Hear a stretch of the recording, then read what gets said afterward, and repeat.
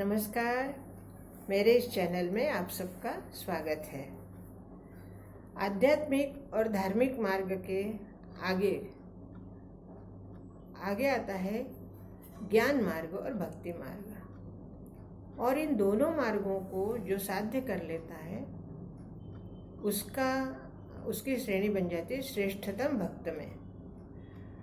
अब श्रेष्ठतम भक्त बनने के बाद श्रेष्ठतम भक्त कैसे बना जाता है? जैसे ज्ञान और भक्ति के द्वारा। अब ज्ञानी भक्त जैसे पुराणों में, रामचरितमानस में या पुराणों में कहा गया है कि नवधा भक्ति जो करते हैं, तो नवधा भक्ति करने के बाद जो परिपक्व भक्त बनता है उस भक्त की श्रेष्ठतम श्रेणी, और वही श्रेष्ठ भक्त होता है जो नवधा भक्ति करता है। वैसे तो भगवान राम ने कहा है कि नवधा भक्ति में से कोई एक भक्ति भी अगर कोई करता है तो वो मेरा भक्त बन जाता है या मैं उसके ऊपर कृपा करता हूँ। लेकिन फिर भी नवधा भक्ति का जो विधान कहा गया है वो श्रेष्ठतम भक्त के लिए ही कहा गया है। नवधा भक्ति के लिए एक श्लोक है, श्रवणम कीर्तनम विष्णु स्मरणम पाद सेवनम अर्चनम वंदनम दास्यम सख्य आत्म निवेदनम। ये 9 प्रकार की भक्ति कही गई है। कहते हैं 9 प्रकार की भक्ति में से अगर कोई एक प्रकार की भक्ति भी कर लेता है तो भगवान का वो भक्त बन जाता है या भगवान उस पर कृपा करते हैं। लेकिन अगर आपको भक्त की चरम सीमा पर पहुंचना है, अर्थात उस चरम सीमा किसको कहते हैं?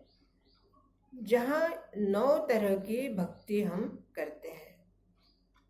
अर्थात इतनी ये सरल भी नहीं है, लेकिन इसका बहुत ही अच्छा उदाहरण जो कि सबको पता है वो है त्रेता युग में भगवान राम के अवतार में शबरी का।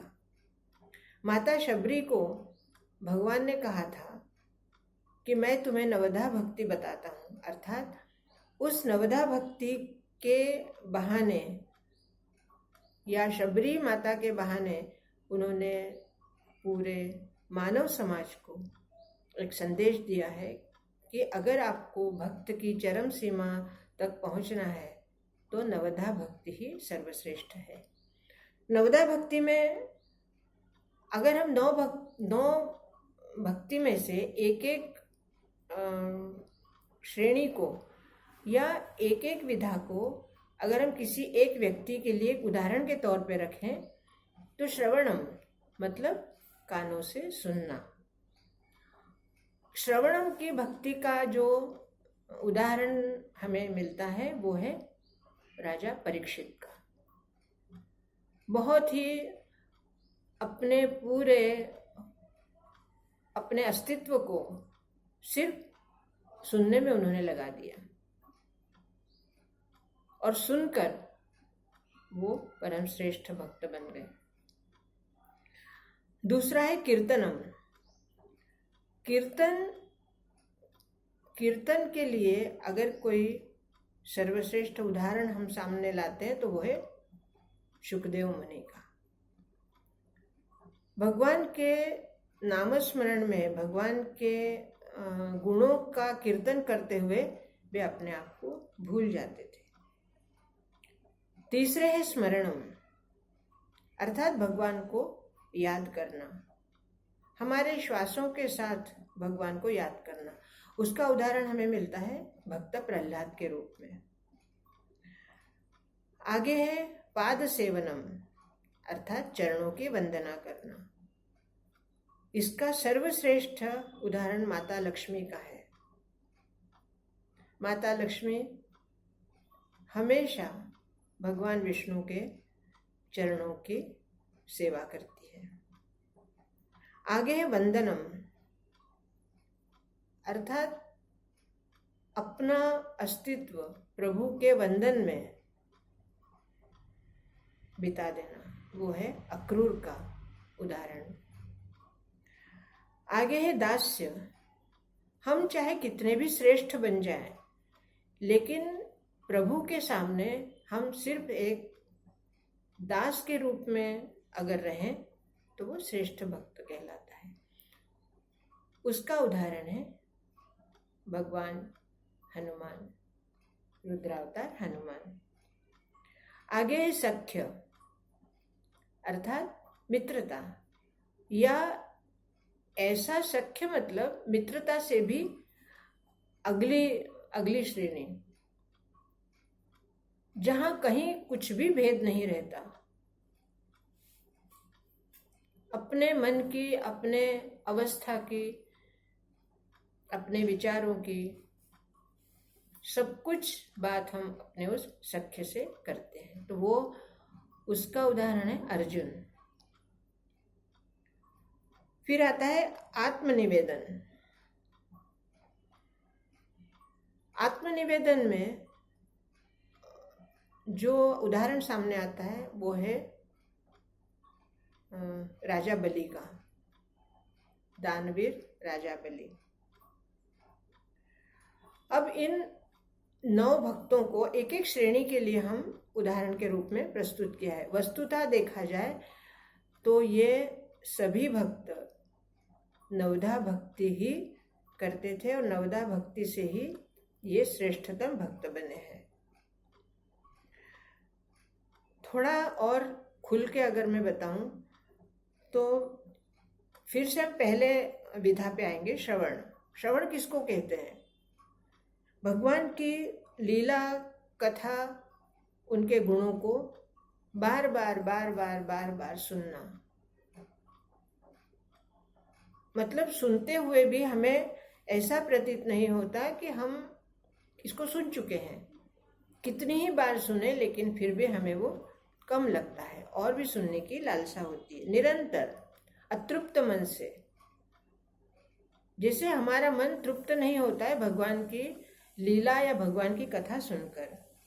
दूसरा है कीर्तन। कीर्तन में अपने आप को इतना, जैसे आज हम देखते हैं जब भागवत कथा होती है तो पंडाल में कोई भगवान का भजन जब गाया जाता है या उसका कीर्तन किया जाता है तो बैठे बैठे लोग धीरे धीरे उठकर और नाचने लगते हैं। तो वो क्या है?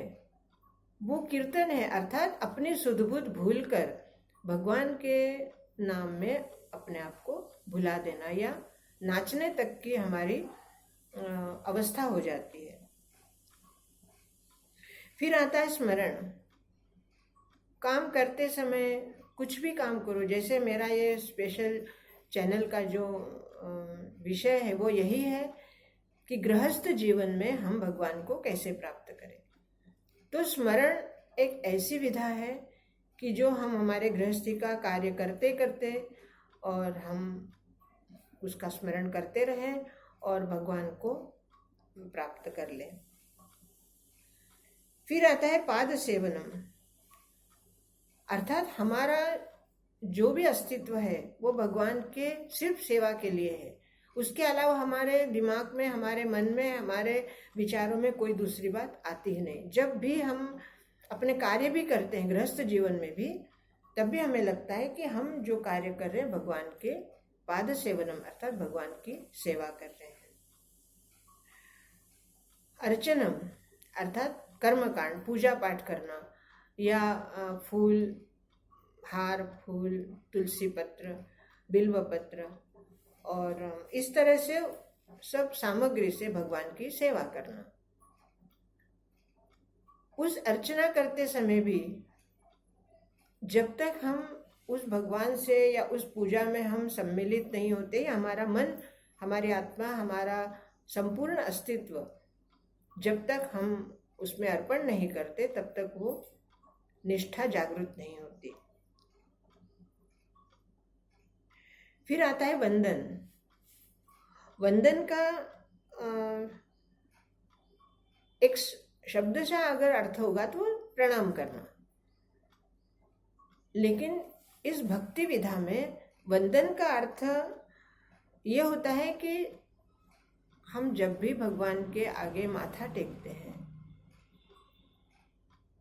या हम प्रणाम करते हैं, वंदन करते हैं अर्थात नमस्कार करते हैं, तो वो हमारे दोनों हाथ, हमारा मस्तक और पूरी तरह हमारा अस्तित्व भगवान के आगे हम अर्पण कर देते हैं।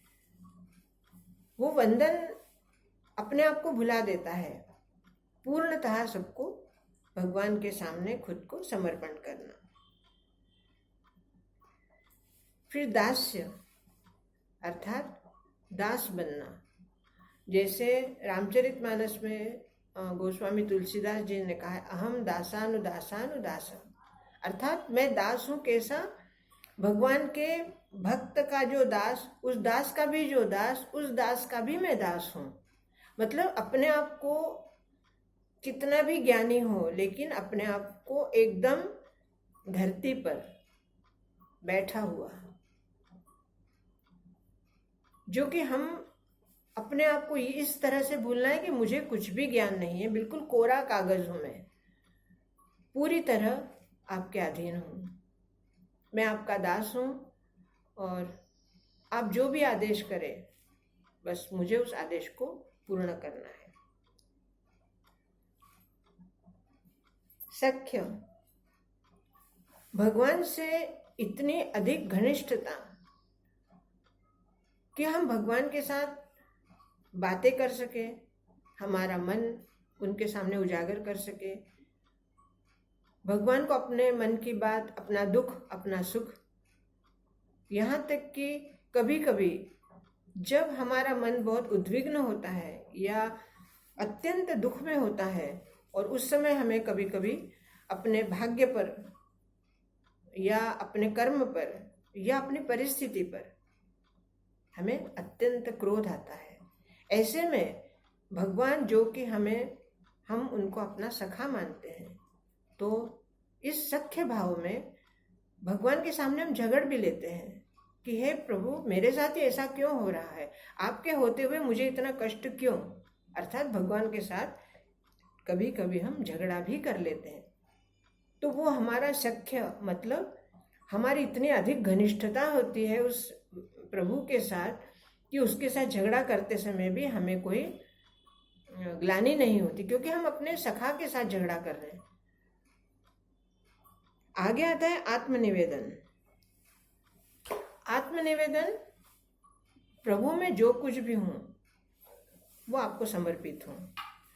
मेरा अस्तित्व, मेरी अच्छाइयाँ, मेरी बुराइयाँ, मेरे गुण, मेरे अवगुण, मुझ में जो कुछ भी है वो सब आपका दिया हुआ है, और मैं सब कुछ पूरी तरह आपको समर्पित हूँ। तो इस तरह ये नवधा भक्ति जब हम अपने जीवन में उतार लेते हैं